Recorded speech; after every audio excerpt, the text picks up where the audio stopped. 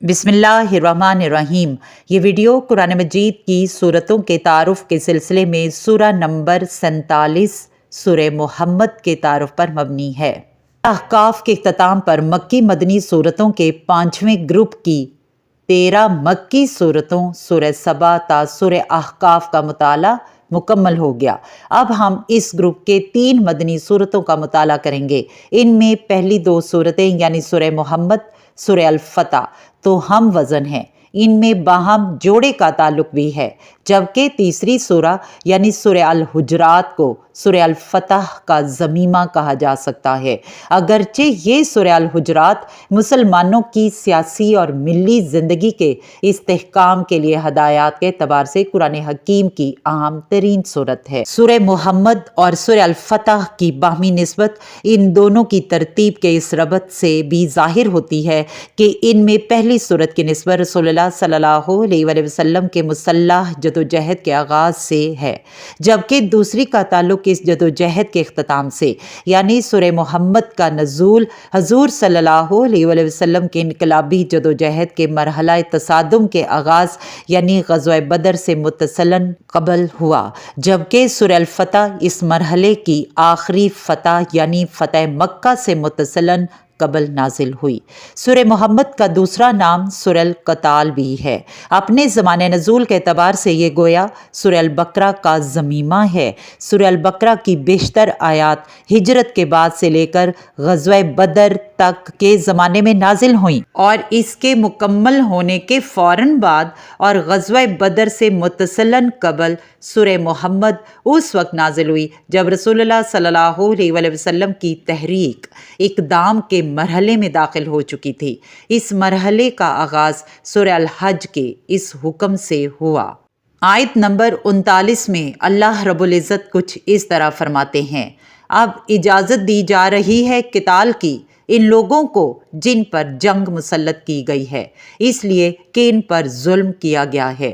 اس سے پہلے مکی دور کے دوران مسلمان صبر محض اور ہاتھ بندے رکھنے کی حکمت عملی پر عمل پیرا تھے، اور اس دور میں انہیں اپنے دفاع میں بھی ہاتھ اٹھانے کی اجازت نہیں تھی۔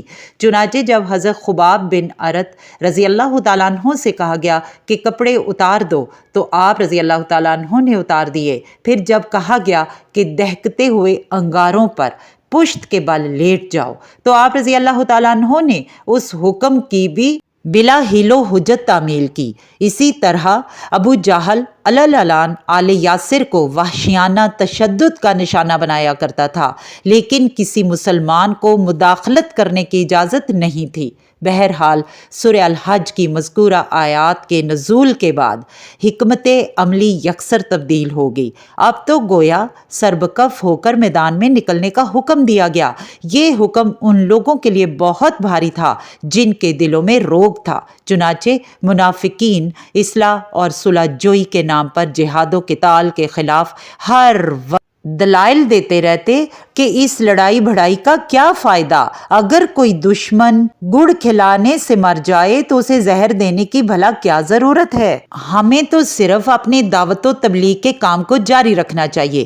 قریش مکہ کے خلاف مہم جوئی کرنا اچھا اقدام نہیں، ان کے تجارتی قافلوں کے تعاقب جیسی چھیڑ چھاڑ کرنے کے خطرناک نتائج نکلیں گے۔ وہ اس طرح کی باتیں دراصل اپنے آپ کو بچانے کے لیے کر رہے تھے، وہ نہیں چاہتے تھے کہ وہ کسی امتحان میں پڑیں اور ان کا اصل چہرہ بے نقاب ہو۔ سورہ بقرہ کے دوسرے رکوع میں منافقین کے کردار کا نقشہ کچھ اس طرح کھینچا گیا، اور جب ان سے کہا جاتا ہے کہ مت فساد کرو زمین میں تو وہ کہتے ہیں ہم تو اصلاح کرنے والے ہیں۔ آگاہ ہو جاؤ، حقیقت میں یہی لوگ مفسد ہیں مگر انہیں شعور نہیں۔ منافقین کی طرف سے پیدا کردہ منفی پروپیگنڈے کے اسی ماحول میں سورہ محمد نازل ہوئی۔ اسلوب کے اعتبار سے یہ سورہ پورے قرآن میں بالکل منفرد ہے۔